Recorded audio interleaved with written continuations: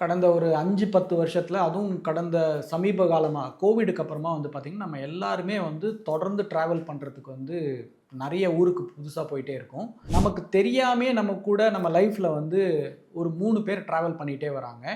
அது யாரு? அவங்க உங்க வாழ்க்கையில என்ன ஒரு இம்பாக்ட் பண்றாங்க? அப்படின்றத பத்தி தான் நம்ம இந்த வீடியோல பார்க்க போறோம்.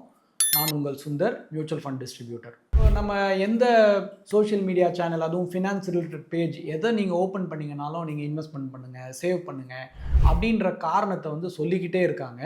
ஆக்சுவலாக அதுக்கு என்ன தான் காரணம்? நம்ம ஏன் இன்வெஸ்ட்மெண்ட் பண்ணணும் அப்படின்ற கேள்வி வந்து நிறைய பேருக்கு மனசில் இருக்குது. நான் பேசிக்காக சில விஷயத்த சொல்ல போகிறேன். இந்த விஷயத்த புரிஞ்சுக்கிட்டீங்கன்னா இதுக்கப்புறம் ஹோப்ஃபுல்லி உங்களுக்கு வந்து இன்வெஸ்ட்மெண்ட் ஏன் பண்ணணும் அப்படின்றது கிளியர் ஆகும்னு நான் கண்டிப்பாக நம்புகிறேன்.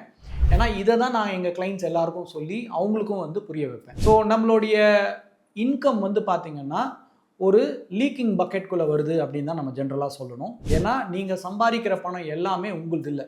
ஏன் இப்படி சொல்கிறேன் அப்படின்னு கேட்டிங்கன்னா, நீங்கள் ஒரு கம்பெனியில் வேலைக்கு சேர்ந்தீங்க அப்படின்னா உங்களுக்கு வந்து சிடிசின்னு ஒரு டாக்குமெண்ட் கொடுப்பாங்க. அதில் வந்து உங்களுக்கு வருஷத்துக்கு 10 லட்ச ரூபா சம்பளம் அப்படின்னா, உங்களுடைய வருஷத்தோட கடைசியில் ஒரு மாதம் உங்களுக்கு வர சம்பளத்தில் 10 லட்ச ரூபா வருதா அப்படின்னு பார்த்தீங்கன்னா 10 லட்ச ரூபா வராது. ஏன்னா முதல்ல உங்களுக்கு சம்பளம் வர்றதுக்கு முன்னாடியே டிடிஎஸ் பிடிச்சிட்டு தான் உங்களுடைய அக்கௌண்ட்டில் கிரெடிட் வரும். ஸோ அப்போது நீங்கள் வந்து 1 லட்ச ரூபாய் எனக்கு மாதம் சம்பளம் நினச்சிட்டு இருப்பீங்க. ஆனால் ஆக்சுவலாக உங்கள் அக்கௌண்ட்டுக்கு வர்றது பார்த்தீங்கன்னா 1 லட்சத்துக்கும் கம்மியாக தான் வரும். ஸோ முதல் ஃப்ரெண்டு உங்கள் கூட ட்ராவல் பண்ணுறது வந்து பார்த்தீங்கன்னா டேக்ஸ். இதை முதல்ல நம்ம புரிஞ்சுக்கணும்.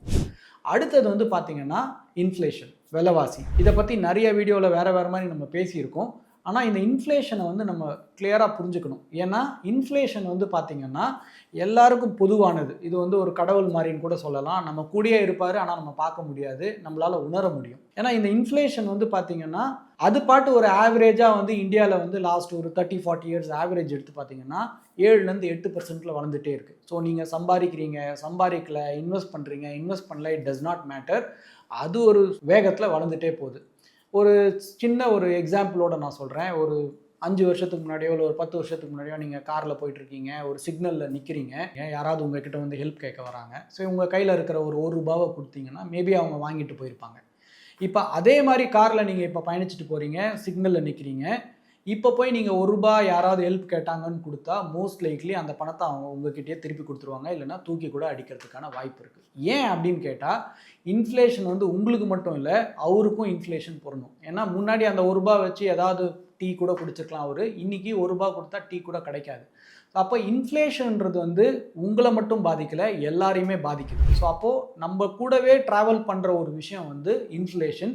அப்போ இந்த இன்ஃப்ளேஷனை வந்து நான் சரியாக புரிஞ்சுக்கிட்டேன்னா தான் என் வாழ்க்கை பெட்டராக இருக்கும். அப்போ இன்ஃப்ளேஷன் 7-8% வளர்ந்துக்கிட்டே இருக்குதுன்னா நான் முதல்ல சம்பாதிக்கிற பணத்தை சேமிக்கணும், சேமித்து அதை சரியாக முதலீடு பண்ணணும். முதலீடு பண்ணாதான் அது வந்து 10-12% வளர்ந்தாதான் நீங்கள் வாழ்க்கையை தொடர்ந்து இதே மாதிரி வாழ முடியும். ஸோ பர்ச்சேசிங் பவர் அப்படின்ற ஒரு முக்கியமான கான்செப்டை நம்ம வந்து புரிஞ்சுக்கணும். ஒரு பணத்தை வச்சு ஃபார் எக்ஸாம்பிள் உங்கள்கிட்ட ஒரு 10,000 ரூபாய் பணம் இருக்குது. நீங்கள் அந்த 10,000 ரூபாய் வச்சு ஒரு பொருளை வாங்கணும்னு நினைக்கிறீங்க. சரி, ஒரு மொபைல் ஃபோன் வாங்கணும்னு வச்சுப்போம். இந்த மொபைல் ஃபோனை வாங்கணும் அப்படின்னு நினச்சிட்டு நீங்கள் டிசைட் பண்ணிட்டீங்க. ஆனால் திடீர்னு உங்களுக்கு தோணுது, இந்த ஆல்ரெடி இருக்கிற ஃபோன் ஆல்ரெடி எனக்கு வந்து நல்லா தானே வேலை செஞ்சுட்ருக்கு, இப்போ போய் ஏன் தேவையில்லாமல் பணத்தை செலவு பண்ணணும், இன்னும் ஒரு வருஷம் நம்ம இந்த மொபைல் வாங்குறத தள்ளி போடலாமே அப்படின்னு உங்களுக்கு ஒரு ஐடியா கிடைக்குது. ஸோ பணத்தை கையில் வச்சுருந்தா என்ன ஆகும்? நம்ம எல்லாருக்குமே தெரியும், பணம் கண்டிப்பாக செலவாயிடும். அப்போது பணம் செலவாகாமல் இருக்கணும்னா இதை போய் ஒரு பேங்க்கில் ஒரு எஃப்டியாக போட்டுடணும் அப்படின்ட்டு நீங்கள் போய் பணத்தை எஃப்டியில் போட்டுடுறீங்க. ஒரு வருஷம் முடிஞ்சிடுது. இப்போது ஃபாஸ்ட் ஃபார்வர்ட் ஒரு வருஷம் முடிஞ்சிடுது.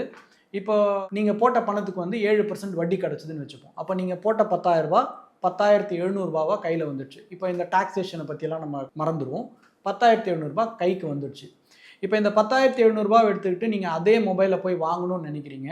அந்த மொபைலோட விலை வந்து இன்க்ரீஸ் ஆகிருக்கு. ஏன்னா திடீர்னு ட்ரம்ப் டேரிஃப் போட்டார், இல்லை ஏதோ ஒரு காரணத்தினால உங்களுடைய மொபைலோட விலை வந்து பார்த்திங்கன்னா 11,500 ரூபாவாக மாறிடுச்சு. அப்போ என்ன ஆச்சுன்னா, எந்த 10,000 ரூபாய் வச்சு உங்களால் அந்த மொபைலை வாங்கியிருக்க முடியுமோ ஒரு வருஷத்துக்கு முன்னாடி, இன்றைக்கி உங்கள் கையில் அதை விட அதிகமான பணம் இருக்குது. 10,000க்கு பதிலாக 10,700 ரூபா பணம் கையில் இருக்குது.